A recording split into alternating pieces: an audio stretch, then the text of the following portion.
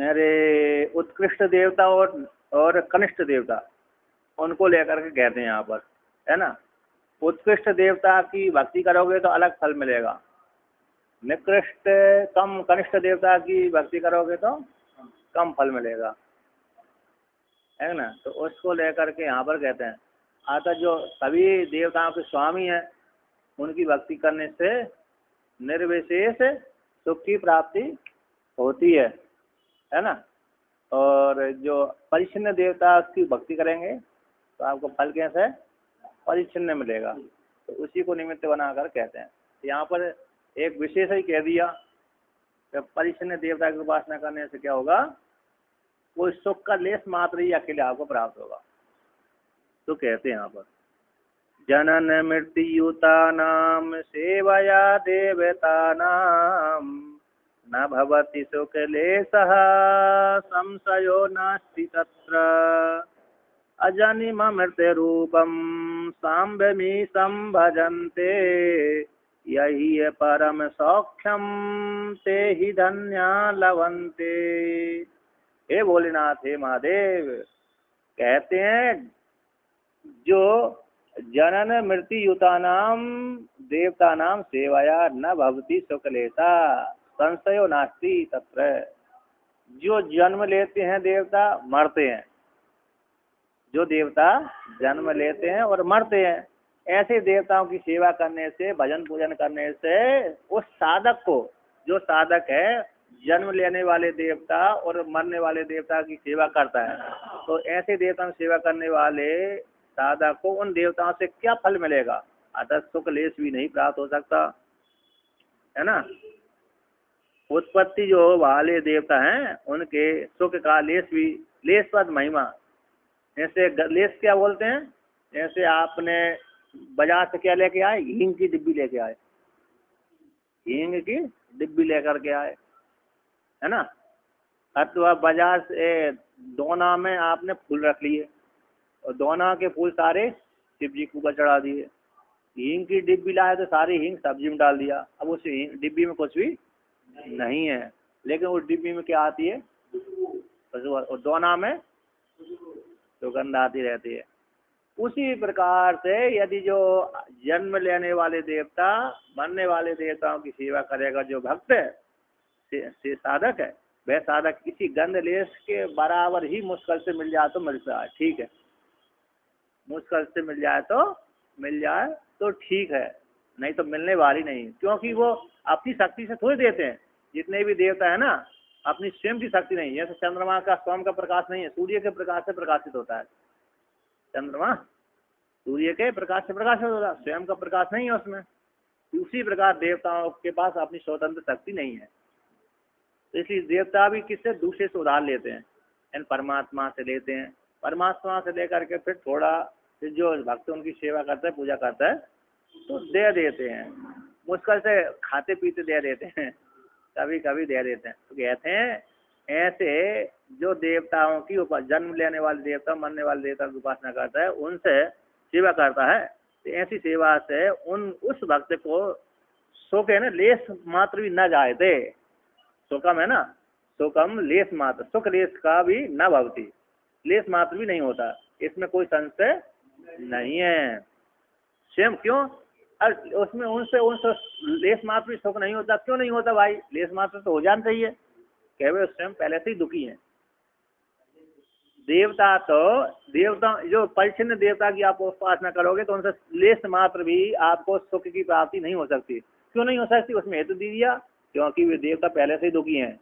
एक तो जन्म लेने से दुखी हैं, मरने से दुखी हैं। अब बच्चे और जन्म लेने को थोड़ा छोड़ भी दिया तो दैत्य लोग आक्रमण कर देते हैं।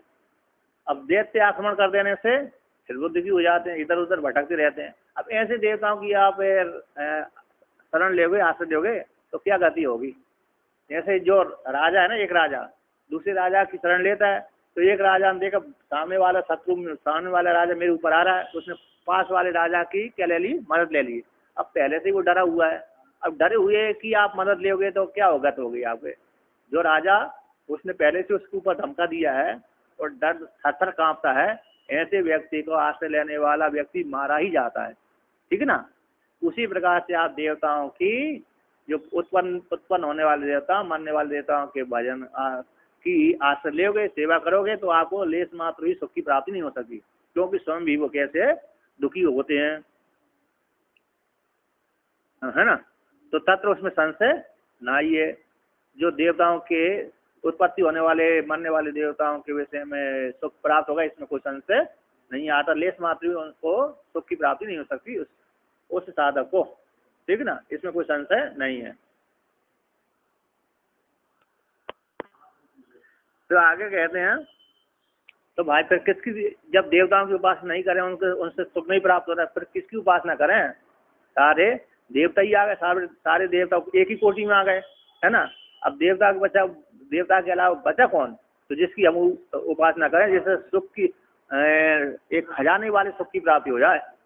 तो कहते हैं इनकी किसकी उपासना करें? अजनी अमृत रूपम सांब ईसम भजनते या यह परम सौख्यम ते ही धन्य लवंते।